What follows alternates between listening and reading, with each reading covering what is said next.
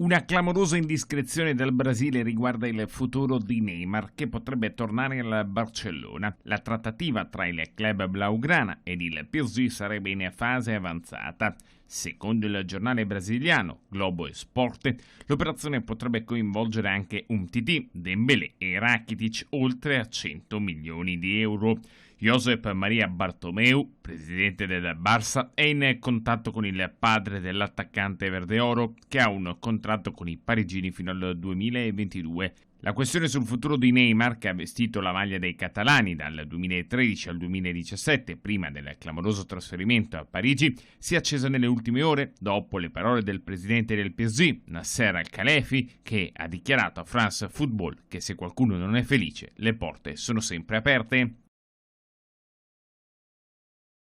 James Rodriguez è sempre più vicino al Napoli. Il centrocampista offensivo del Real Madrid, tornato dal prestito biennale al Bayern Monaco, si sarebbe dichiarato pronto a sposare la causa di Ancelotti e avrebbe declinato ogni altra offerta. Se il gradimento del giocatore c'è, adesso per Aurelio De Laurentiis la difficoltà è trovare l'accordo con il Real. La dirigenza napoletana sta lavorando sul prestito oneroso, con riscatto fissato sui 30 milioni. Per ora troppo pochi per la dirigenza madrilena, che ne chiede almeno 40. Ballano ancora quindi una decina di milioni per la conclusione dell'affare. Ma, essendo una distanza non così incolmabile, ciò fa presagire che un accordo si troverà. Il colombiano è reduce da una stagione non proprio esaltante, con 7 gol segnati in appena 20 presenze. Ma mister Ancelotti lo conosce bene e sa che potrà contare sulla sua voglia di riscatto all'ombra del Vesuvio.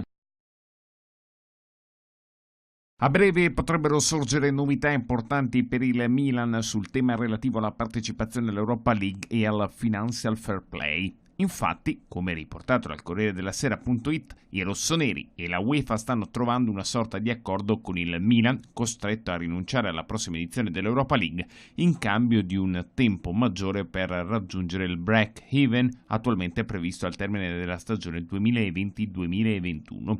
Il Milan si trova nella situazione di rischiare una somma di sanzioni e vorrebbe così raggiungere un accordo con l'UEFA per evitare di aggravare ulteriormente la situazione. Un lavoro diplomatico è partito ed è ancora in corso, naturalmente dentro le regole consentite, e sembra così che si arriverà al risultato in tempi molto brevi. La soluzione del compromesso non dispiacerebbe nemmeno all'UEFA, perché permetterebbe di subordinare poi a quell'accordo le decisioni del TAS e la Camera giudicante dell'UEFA, che si muoverebbe di conseguenza. Con la rinuncia nella prossima stagione dell'Europa League, il Milan avrebbe più tempo per raggiungere il pareggio di bilancio.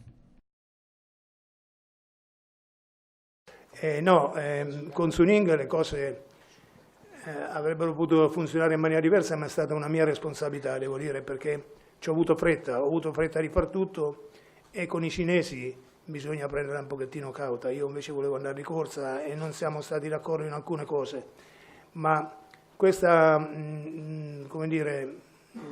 organizzazione che potrebbe portare alla costituzione di un network calcistico, ce l'ho sempre avuto in mente e avevo iniziato a farla anche nella Roma.